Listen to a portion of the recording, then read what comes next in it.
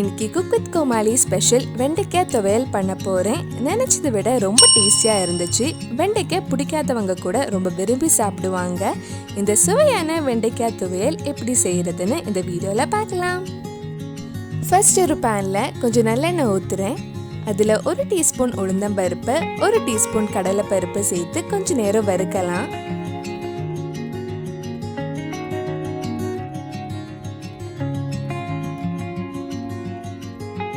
இது கொஞ்சம் வறுத்ததுக்கு அப்புறம் இதில் 1/2 டீஸ்பூன் ஜீரகம் ஆட் பண்ணிக்கோங்க. கூடவே 5 காஞ்ச மிளகாவும் ஆட் பண்ணுறேன்.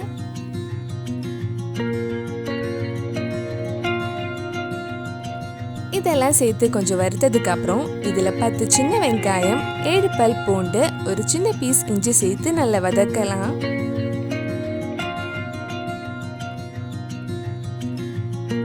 நம்ம சேனலில் இதுக்கு முன்னாடி பண்ண குக் வித் கோமாளி ரெசிபி நீங்கள் இன்னும் பார்க்கலனா அதோட லிங்க் இது டிஸ்கிரிப்ஷனில் இருக்குது. மறக்காமல் அந்த ரெசிபீஸும் போய் பாருங்கள். வெங்காயம் பூண்டு நல்லா வதங்கினதுக்கப்புறம் கொஞ்சம் மல்லி இலை சேர்த்து நல்லா மிக்ஸ் பண்ணதுக்கப்புறம் ஆஃப் பண்ணிடுங்க. ஆஃப் பண்ணிட்டு இது அரைக்கிறதுக்கு முன்னாடி கொஞ்சம் நேரம் ஆற வச்சிடலாம்.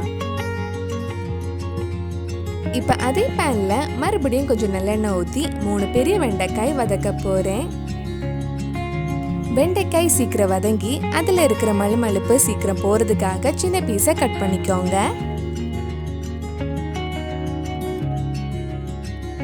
இப்போ வெண்டைக்காய் வதங்கி கொஞ்சம் ப்ரௌன் கலர் ஆயிருக்கு. இனி இதில் தேவையான அளவு உப்பு ஆட் பண்ணலாம். ஃபர்ஸ்டே உப்பு போட வேண்டாம். இந்த மாதிரி வெண்டைக்காய் நல்லா வதங்கினதுக்கு அப்புறம் உப்பு போட்டு மிக்ஸ் பண்ணதுக்கு அப்புறம் ஆஃப் பண்ணிடலாம். சின்ன வெங்காயம், பூண்டு, வெண்டைக்காய் எல்லாம் நல்லா ஆறுனதுக்கு அப்புறம் மிக்ஸி ஜார்ல போட்டு அரைச்சு எடுக்க போறேன்.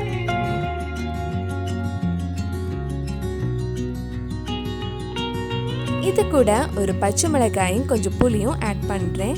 உங்களுக்கு எவ்வளோ காரம் வேணுமோ அதுக்கு ஏற்ற மாதிரி பச்சை மிளகாய் ஆட் பண்ணிக்கோங்க. அதே மாதிரி புளிப்புக்கு ஏற்ற மாதிரி புளியும் ஆட் பண்ணலாம்.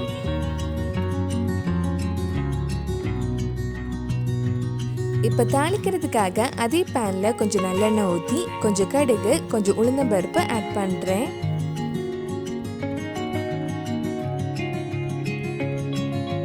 கடுகு வெடிச்சு உளுந்தம்பருப்பு கொஞ்சம் பொன்னிறம் ஆனதும் இதில் 1/2 டீஸ்பூன் கிட்ட ஜீரகம் ஆட் பண்ணலாம். இது கூட ஒரு காஞ்ச மிளகாவும் கொஞ்சம் கறிவேப்பிலை போட்டதுக்கு அப்புறம் நம்ம அரைச்சு வச்சிருந்த வெண்டைக்காய் துவையல் இதில் போட்டு மிக்ஸ் பண்ண போறேன்.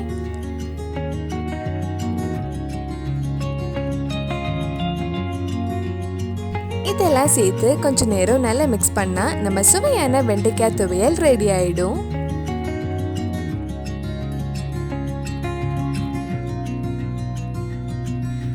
டேஸ்டியான வெண்டைக்காய் துவையல் ரெடி ஆயிடுச்சு. கண்டிப்பாக நீங்களும் இந்த ரெசிபி உங்கள் வீட்டில் செஞ்சு பாருங்க. டேஸ்ட் ரொம்ப நல்லா இருக்கும். பிடிச்சிருந்தா இந்த வீடியோவை லைக் பண்ணுங்க, உங்கள் ஃப்ரெண்ட்ஸ் அண்ட் ஃபேமிலிக்கு ஷேர் பண்ணுங்க. வேற என்னெல்லாம் குக் வித் கோமாளி ரெசிபி நம்ம சேனலில் ட்ரை பண்ணலான்னு கீழே கமெண்ட் பாக்ஸில் சொல்லுங்க. நீங்கள் இன்னும் என்னோட சேனலை சப்ஸ்கிரைப் பண்ணலைன்னா மறக்காம சேனலையும் சப்ஸ்கிரைப் பண்ணுங்க.